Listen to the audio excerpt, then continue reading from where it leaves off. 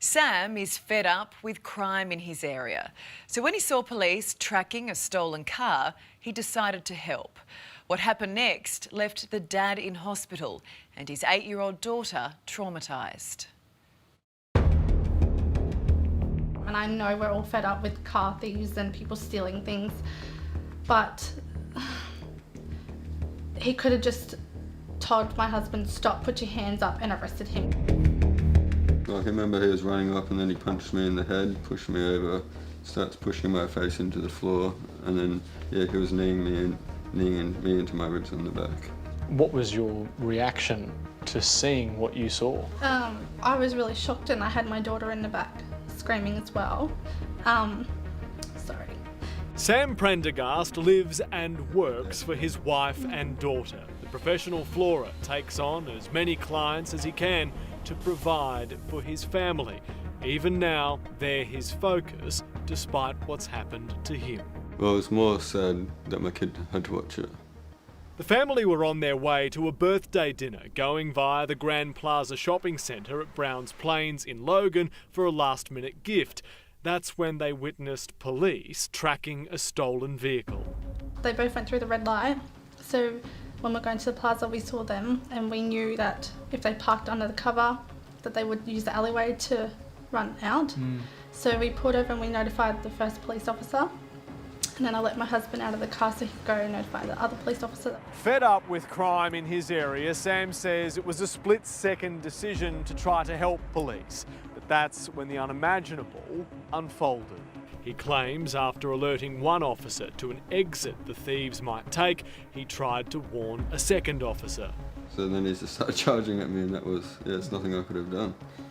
And you can see him really pushing your head down there. And then he drops his knee into my back there. And that's the other police officer there? Yeah, that's the one that I was originally talking to. He came over and helped me.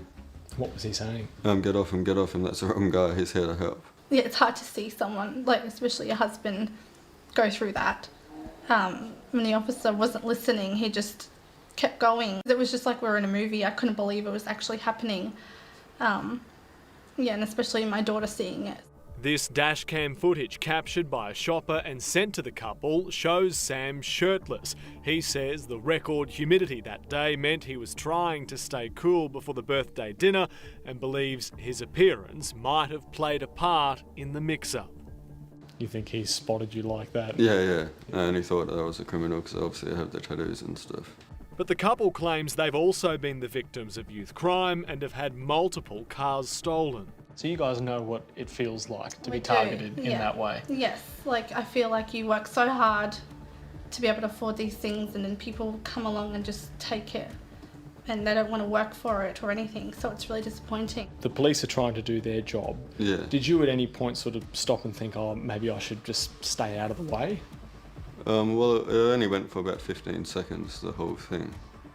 So I didn't really have time to think. The pair is accepting of the fact they were entering a high-risk situation and fully understand mistakes can happen, but they say the officer shouldn't have gone as far as he did.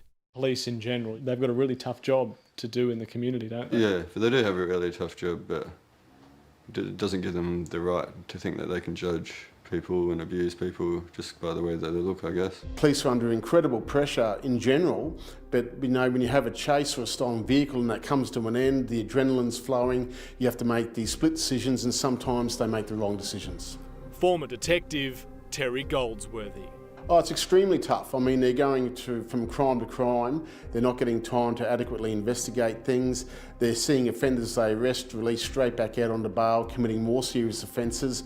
It's quite disheartening for police. Yeah, he said sorry about 5 times. It looked like he was actually about to cry. He felt really bad, but I still don't think it's acceptable. Sam suffered a broken rib and a spinal fracture during the ordeal and was treated in hospital.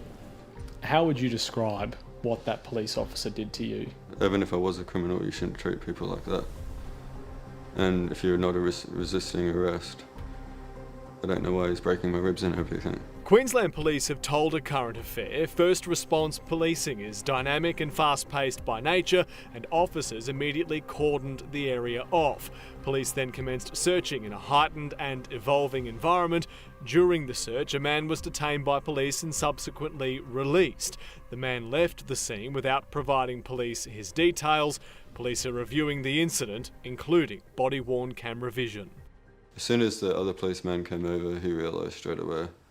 And then he just quickly got off me. He said he was very sorry, but he had said he's got to go because he's got to catch the criminals, and then took off. What sort of things have become difficult for you since the incident? Well, pretty much everything really. Sitting down, standing up, having a shower, doing anything really. It is a case of mistaken identity. Shine Lawyers, David Park. He's obviously lost his earning capacity and he doesn't know what the future holds for him. Won't be able to pay my mortgage anymore, my car finance, none of my loans, because I can't go to work. And they said it's going to be 1 to 3 months before I can go back to work. So I'm going to have no income for 1 to 3 months. You may understand why it happened, but that doesn't justify the fact it happened. There was no need for the brutality, you know, to hurt him physically like that. Like, there's no need for it. And it's a reminder of the pressure our police are under, and that sometimes they can get it wrong in the moment. We hope Sam and his family are okay. It was no doubt traumatic.